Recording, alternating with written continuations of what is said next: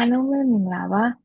ညီမနာမည်ကတော့ Hillary ဖြစ်ပါတယ် Hi Hillary ဆိုတဲ့ YouTube channel ကနေပြီးတော့အားလုံးကိုကြိုဆိုလိုက်ပါတယ်ဒီနေ့မှာတော့အင်ဒိုနီးရှားနိုင်ငံမှာကျောင်းတက်နေတဲ့အကိုနေမျိုးထက်ကိုဖိတ်ခေါ်ထားပါတယ်အကိုကအင်ဒိုနီးရှားမှာကျောင်းတက်နေတဲ့သူ့ရဲ့ experience တွေကိုဝေဝေဆာဆာ sharing လုပ်ပေးတော့မှာဖြစ်လို့ဒီဗီဒီယိုလေးကိုအဆုံးထိကြည့်ပေးဖို့အတွက်တောင်းဆိုချင်ပါတယ်အကိုမင်္ဂလာပါမင်္ဂလာပါခင်ဗျာပထမအာဆုံးအနေနဲ့အကိုကိုတစ်ချက်လောက်မိတ်ဆက်ပေးပါဦးဟုတ်ကဲ့အားလုံးပဲမင်္ဂလာပါခင်ဗျာတွေ့ရတာဝင်ပါပါတယ်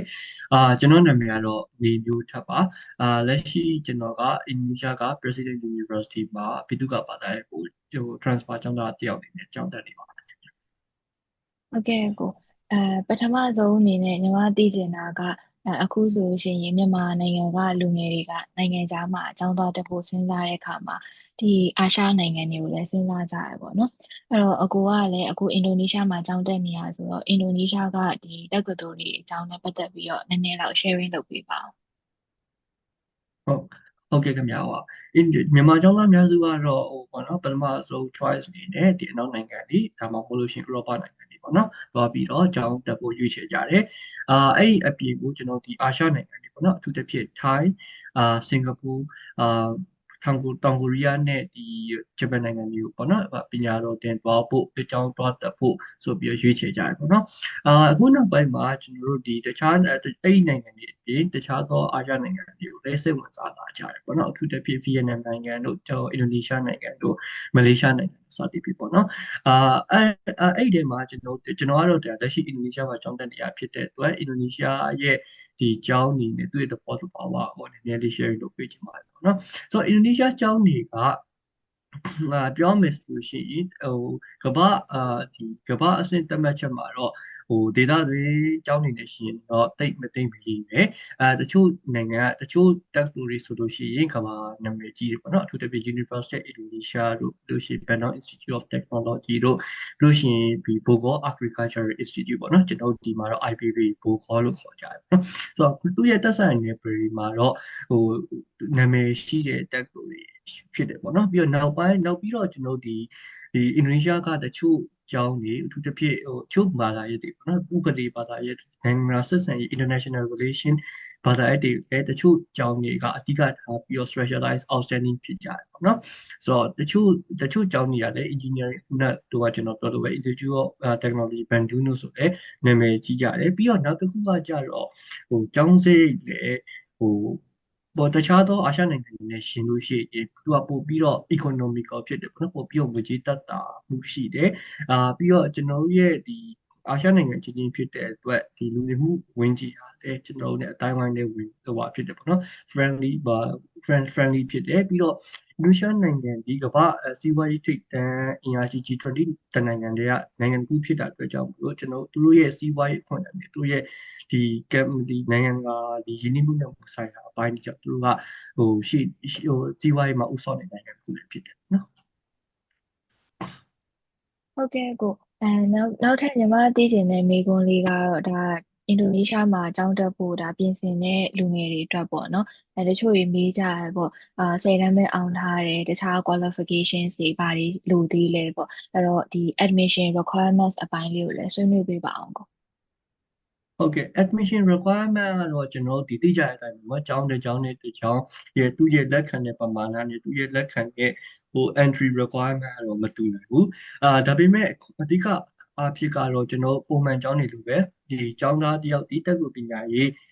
ရရှိတက်ရောက်ဖို့ဆိုလို့ရှိရင်အနည်းဆုံးသူတို့အခြေခံပညာအထက်တန်းဒါမှမဟုတ်အထက်တန်းနဲ့ညီတဲ့ပညာရေးပေါ့နော် IGCSE ဒါမှမဟုတ်လို့ရှိရင် GED or something ပေါ့နော် GCE O level A level စသဖြင့်အာပြီးမြောက်ထားမယ်ပြီးလို့ရှိရင်တို့ဒီအင်္ဂလိပ်စာဘာသာရဲ့အရေးချင်းပေါ့နော်အရေးချင်းစစ်တဲ့ test တွေဥပမာ IELTS TOEFL အာပြီးလို့ရှိရင်ကျွန်တော်တို့ဒီ Duolingo ပေါ့နော် Duolingo ပြီးလို့ရှိရင်တို့တက်ဆိုင်ရာတက်တူကစစ်ခွင့်ရှိရဲ့ပေါ့နော်တက်တူဒီ entrance ဒီ English exam တွေလည်းတို့အောင်မြင်အောင်လုပ်ထားမယ်ပေါ့နော်နောက်တစ်ခုကကျတော့တို့ဒီတက်ဆိုင်ရာ major လည်းကျွန်တော် architecture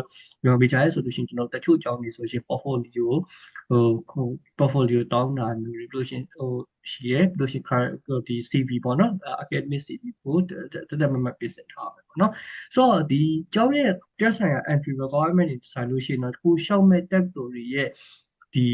သူ့ရဲ့ admission page မှာအပြည့်စုံဖော်ပြထားတယ်ပြီးတော့နောက်ခုကကျတော့ဒီ Indonesia နိုင်ငံတက်သူတွေဒီ undergraduate ဒီအနည်းဆုံးသူကအသက်21နှစ်ထက်မကျော်အောင်ပေါ့နော်21နှစ်ထက် undergraduate program ရှောက်မဲ့သူဒီအသက်21နှစ်ထက်မကျော်အောင်ဆိုပြီးတော့တတ်မှတ်ချက်တွေတခုတော့ရှိတယ်နောက်ပြီးရင်သူရဲ့ဒီတက်ဆိုင်ရာ admission team တွေကနေပြီးတော့အခါအားရဆိုတတ်မှတ်ထားတယ်ဟိုဒီ qualification တွေလည်းရှိတယ်ပေါ့နော်ဒါဒီကြောင်းနဲ့ဒီကြောင်းတော့ကျွန်တော်မတူနိုင်ဘူးto choose scholarship တွေနဲ့တတ်မှတ်ထားဆိုလို့ရှိရင်တော့သူ့ရဲ့ requirement တတ်မှတ်ချက်က admission တတ်မှတ်ချက်တဲ့အနည်းငယ် quality အတူရှိတတ်တယ်ပေါ့နော်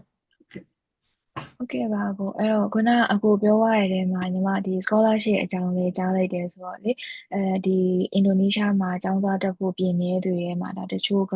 ဒီ financial situation အမျိုးမျိုးရှိရဆိုတော့လေဒီ scholarship opportunities ပေါ့နော်ဒါလေးတွေလည်း sharing လုပ်ပေးပါဦးကိုဟုတ်ကဲ့ခင်ဗျအခုလက်တလုံးမှာတော့ဒီအင်ဒိုနီးရှားကတက်သူတွေအများစုကနေပြီးသူ university based scholarship တွေပေးကြတာရှိရပေါ့နော်ပြီးတော့ရန်ကုန်မှာရှိတဲ့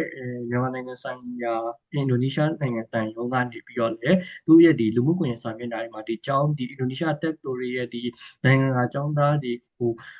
ပညာတော်သင်ဆုပေးတဲ့ဒီအခွင့်အလမ်းတွေပေါ့နော်အခွင့်အလမ်းတွေသူအခါအရောက်ဆိုတာတင်ထားရှိတယ်အဲ့မှာဆိုရင်တော့ကျွန်တော်ဒီကျောင်းနဲ့ဒီကျောင်းခုနကတော့ကျွန်တော်ပြောလို့ပဲမတူပေါ့နော်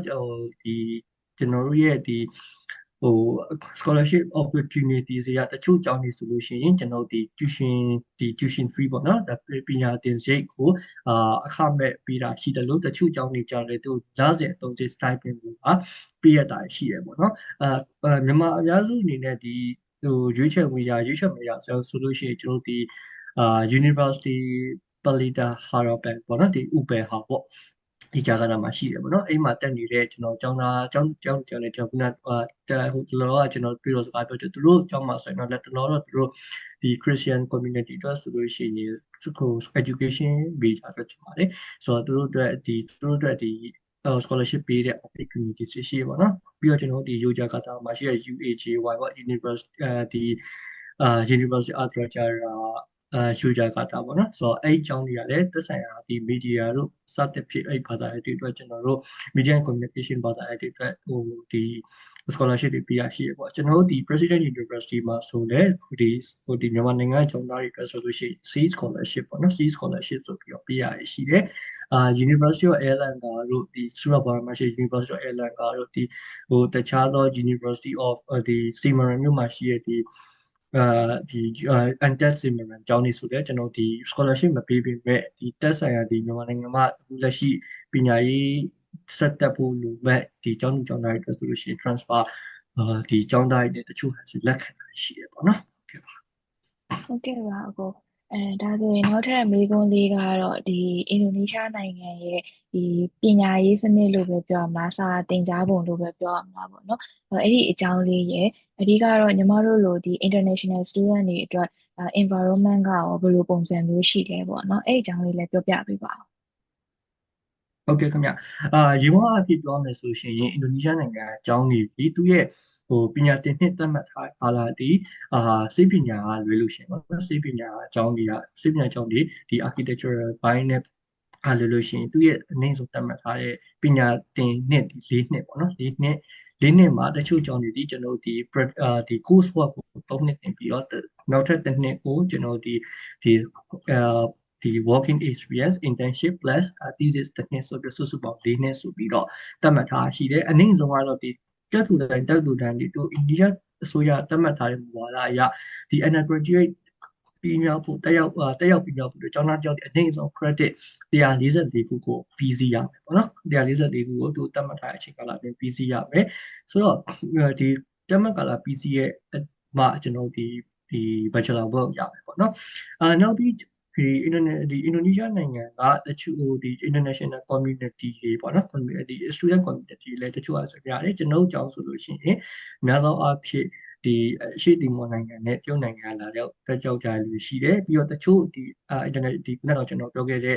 Bogor Agricultural Institute လို့ Bandar Institute of Technology လို့ဆိုလို့ရှိရင်ပြီးတော့ Universities Indonesia ပေါ့နော်ဆိုတော့အဲ့အကြောင်းတွေဆိုရှင်သူကကမ္ဘာစီမံတက်သူတွေဖြစ်တဲ့အတွက်ကျွန်တော်တို့နိုင်ငံကအကြောင်းသားတွေလာရောက်ပညာသင်ကြားကြရှိရပေါ့နော်ဆိုတော့Indonesian student community ကတော့အင်ဒိုနီးရှားကကိုတယောက်တည်းပညာသင်ကြားမှာမဟုတ်ဘူးပြီးတော့နိုင်ငံကအကြောင်းသားတွေလာရောက်ပြီးတော့ပညာသင်ကြရပေါ့နော်အထူးသဖြင့်တက်ဆိုင်ရာဘာသာရေးဒီမှာပညာသင်ကြတယ်နောက်ပြီးတော့အင်ဒိုနီးရှားနိုင်ငံသားတွေကအများသောအားဖြင့်ပေါ်ပြီးကြတယ်ပေါ့နော်ပေါ်ပြီးကြတယ်ကူညီချိုင်းမင်းတွေရှိကြတယ်ပေါ့ဒါကတော့friendly environment ဖြစ်တယ်လို့ကျွန်တော်ပြောရမှာဟုတ်ကဲ့ပါကိုအဲ့တော့ခုနအကိုပြောရတဲ့မှာကျောင်းသူကျောင်းသားတယောက်က graduate ဖြစ်ဖို့ဆိုရင်ဒါနောက်ဆုံးနှစ်မှာ intern ဆင်းရတယ်ပေါ့နော်အဲ့တော့တကယ်လို့ဘွဲရပြီးသွားတဲ့အခါမှာရောအင်ဒိုနီးရှားနိုင်ငံမှာအလုပ်အကိုင်အခွင့်အလမ်းပေါ့နော်အဓိကတော့foreigner နိုင်ငံခြားသားတွေအတွက်အလုပ်အကိုင်အခွင့်အလမ်းအခြေအနေကရောဘယ်လိုရှိရလို့အကိုကြားထားလဲပေါ့နော်ဟုတ်ကဲ့အသက်နိုင်ဆုံးပြောမယ်ဆိုတော့Asian နိုင်ငံအများစုကတော့international student အနေနဲ့ဆိုလို့ရှိရင်တော့အလုပ်ကိုင်ခွင့်လန်းကတော့သူတို့ရဲ့နိုင်ငံသားတွေနဲ့ရှင်လို့ရှိရင်ကျွန်တော်တို့အခွင့်အလမ်းတွေပေါ့နော်ဆိုတော့ကျွန်တော်တို့အင်ဒိုနီးရှားနိုင်ငံမှာဆိုရင်လည်းကျောင်းပြီးချင်းအလုပ်ကိုင်ခွင့်လန်းရရှိဖို့ကတော့ကျွန်တော်တော့တိတ်ပြီးတော့သိပြီးတော့မဖြစ်ထားဘူးဒါပေမဲ့ကျွန်တော်တို့အင်ဒိုနီးရှားနိုင်ငံကျွန်တော်ဒေတာတွင်ဖွဲ့စည်းပေါ့နော်အထူးသဖြင့်အာဆီယံတို့အာဆီယံတို့အာဆန်တာစသဖြင့်ဒေတာတွင်အဖွဲ့အစည်းတွေရုံးဆိုင်ရာနိုင်ငံတွေဖြစ်တဲ့အတွက်ကြောင့်မို့ခုရဲ့ connection ကျေပြန့်တော့ကျွန်တော်နိုင်ငံကအဖွဲ့အစည်းမှာအလုပ်လုပ်ပိုင်ခွင့်ရှိမယ်ပြီးတော့ကျွန်တော်အင်ဒိုနီးရှားမှာလာရောက်အခြေစိုက်ထားတဲ့နိုင်ငံကအဖွဲ့အစည်းတွေနိုင်ငံက corporation တွေမှာလည်းသူတို့ရဲ့သက်ဆိုင်ရာအရေးချင်းနဲ့ပြည်ပြီးလို့ရှိရင်ကျွန်တော်အလုပ်ကိုင်ခွင့်ရရှိမယ်ပေါ့နော်ဒါပေမဲ့အင်ဒိုနီးရှားနိုင်ငံရဲ့လုပ်ငန်းခွင်လက်ရှိအနေအထားကတော့ကျွန်တော်တို့အင်ဒိုနီးရှားဒေတာဘာသာစကားကိုသုံးအများစုသုံးတာဖြစ်တဲ့အတွက်ကြောင့်မို့လို့သူရဲ့အင်ဒိုနီးရှားဒေတာဘာသာစကားပေါ့နော်ဘာသာအင်ဒိုနီးရှားဘာသာကိုတက်ကြွနားလည်ထားမယ်ဆိုရင်တော့အလုပ်ကိုင်ခွင့်လည်းတော့ပို့ပြီးတော့များပြားမယ်လို့ထင်ပါတယ်ဒါပေမဲ့တခုရှိတာကတော့ကျွန်တော်တို့တခြားသောထိုင်းနိုင်ငံတို့တို့ကျွန်တော်တို့University ကျောင်းသားတယောက်အနေနဲ့ကျောင်းတက်ရောက်နေစဉ်အတွင်းမှာအင်ဒိုနီးရှားမှာအချိန်ပိုင်းလုပ်ကိုင်လို့ရှိပါဘူးဟုတ်ကဲ့ပါကိုနိုင်ငံခြားမှာကျောင်းသားတက်တော့မယ်ဆိုရင်တချို့လူငယ်တွေစဉ်းစားတာက budget ပေါ့နော်ကျောင်းစရိတ်အပြင်ကိုစားတောက်နေထိုင်စရိတ်ပေါ့နော်သူတို့ရဲ့နေ့တူကအသုံးစရိတ်တွေကလည်းဒါတချို့ family အတွက်ကတွက်ချက်ထားဖို့လိုတာဆိုတော့လေအဲ့ဒီအပိုင်းလေးကိုလည်းဒါအကိုရဲ့ experience ပေါ်မူတည်ပြီးတော့ပြောပြပေးပါဦးဟုတ်ကောင်းအရင်ကောင်းတဲ့ပြည်ပုံညဆိုတော့ကျွန်တော်တို့Asian နဲ့ကျွန်တော်တို့ကျောင်းသားကြောက်တဲ့ကျောင်းစိတ်အဖြစ်ပေါ့နော်နေ့စဉ်သုံးစွဲရေးပေါ့ daily expense တွေကတော့ကျွန်တော်အာရှနိုင်ငံတွေဖြစ်တဲ့အတွက်တခြားသောဥရောပနိုင်ငံတွေအာဖရိကနိုင်ငံတွေနဲ့ရှင်လို့ရှိရင်တော့ကျွန်တော်တော်တော်လေးတက်တာတယ်လို့ကျွန်တော်ပြောလို့ရမယ်တို့နိုင်ငံရဲ့ငွေကြေးစနစ်ဒီအင်ဒိုနီးရှားရူပီယာပေါ့နော် IDR ကိုသုံးတယ်လက်ရှိကျွန်တော်တို့လက်ရှိသူတို့ရဲ့သတ်မှတ်ထားတဲ့ rate ရဆိုရင် American dollar ကိုသူတို့ရဲ့အင်ဒိုနီးရှားရူပီယာကို16000ပေါ့နော်မြန်မာငွေနဲ့ဆိုရင်တော့ကျွန်တော်တို့သူတို့အင်ဒိုငွေနဲ့မြန်မာငွေနဲ့ကွာဟာချက်ဒီ3.5 ဆကနေ4ဆဂျာတော့ကွာတယ်ပေါ့နော်ဆိုတော့ကျွန်တော်တို့တက်တော့ငွေကြီးတော့ဖောင်းကွာတယ်ဒါပေမဲ့ဘာဖြစ်လဲဆိုတော့ကျွန်တော်တို့မြန်မာနေစိတ်စားစိတ်ကတော့အတော်လေးတက်တာတဲ့အထက်မှာကျွန်တော်ပြောလို့ရတယ်အာကျွန်တော်လစဉ်အားဖြင့်ဆိုလို့ရှိရင်တော့ကျွန်တော်ဒီအနည်းဆုံး American Dollar အာ300နေပြီးတော့350ကြာသုံးစွဲနိုင်တယ်ဆိုရင်တော့ဒါလုံလောက်တယ်လို့ပြောလို့ရတယ်ပေါ့နော်ပြီးတော့အခန်းငါးခါရေးဆိုလို့ရှိရင်လည်းတစ်လမှကျွန်တော်တို့American Dollar 80100ပတ်ဝန်းကျင်ပေါ့နော်အဲ့ပတ်ဝန်းကျင်မှာတော့ကျွန်တော်တို့ရှိတယ်ပေါ့နော်ပြီးတော့ကျောင်းဆောင်တွေမှာUniversity Scholarship တွေရရဆိုရှင်တချို့တော့ University တွေကကျွန်တော်တို့accommodation ပေါ့နော်နေစိတ်အဆောင်စိတ်ကိုတို့free ပေါ့နော်သူတို့ဝေဖာပေးတာကိုကျွန်တော်တွေ့ရတယ်ဆိုတော့အင်ဒိုနီးရှားနိုင်ငံမှာလာတဲ့အကြောင်းသားတက်မဲ့ကျောင်းသားတွေလည်းဆိုရင်အကယ် course scholarship ရခဲ့တယ်အဲ့ scholarship တွေမှာလည်း academic course တွေအပြင်အဆောင်စိတ်ပါကျွန်တော်တို့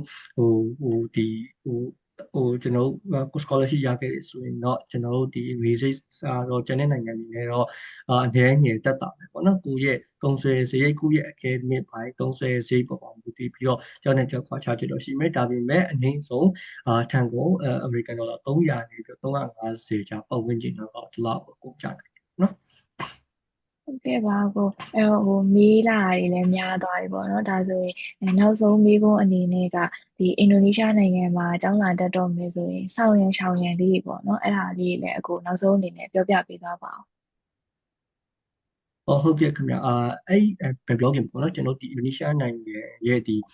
ဗီဇာကိစ္စတွေကိုကျွန်တော်ပြောချင်တယ်ပေါ့နော်ဒါကလည်းဆောင်ရန်ရှောင်းရန်နဲ့ဟိုပတ်သက်လို့ပါဆိုတော့ကျွန်တော်တို့ဒီအင်ဒိုနီးရှားနိုင်ငံကအခုကျွန်တော်လက်ရှိအင်ဒိုနီးရှားကို entry ဝင်တဲ့အချိန်ပေါ့နော်မနေ့ကကျွန်တော်8 လပိုင်းတော့ပြကျွန်တော်တို့ကြားသိတာဒီအင်ဒိုနီးရှားနိုင်ငံကကျွန်တော်တို့ကိုကျောင်းဗီဇာကိုသူ့ရဲ့ဒီတက်ကူက admission ဌာန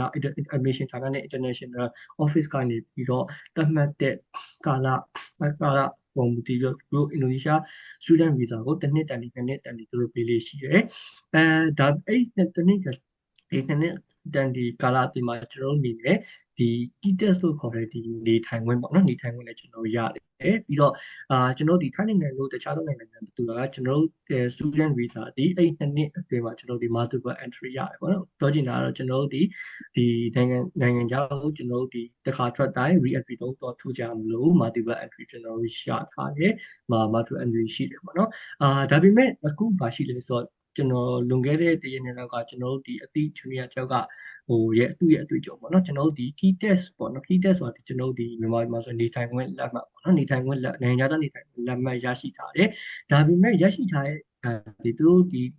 ီသူ့ရဲ့ immigration policy ရရှိထားတဲ့နေထိုင်ခွင့်လက်မှတ်မှာပါတဲ့ဒီ address မှာပဲနေထိုင်ခွင့်ရှိတယ်ပေါ့နော်ကြားတော့နေရာတွေမှာကျွန်တော်တို့ဒီအတိမပေးဘဲနဲ့ကိုယ့်ဘာသာကိုနဲ့ပြောင်းရွှေ့နေထိုင်နေဆိုရင်တော့ဒါကျွန်တော်ရဲ့ immigration policy ကို against လုပ်လာကြမယ်ပေါ့နော်အဲ့ဒါလေးတော့တခုတတိထားဖို့ပြောချင်ပါတယ်ပြီးတော့မြန်မာ immigration ကိစ္စနဲ့ပတ်သက်ပြီးဆိုလို့ရှိရင်ကျွန်တော်အနေနဲ့ဒီဒီမြန်မာနိုင်ငံကဒီကျွန်တော်တို့ဆိုလည်းဒီအင်ဒိုနီးရှားကျောင်းသားဗီဇာရှောက်မယ်ဆိုရှင်ကျွန်တော်အနေနဲ့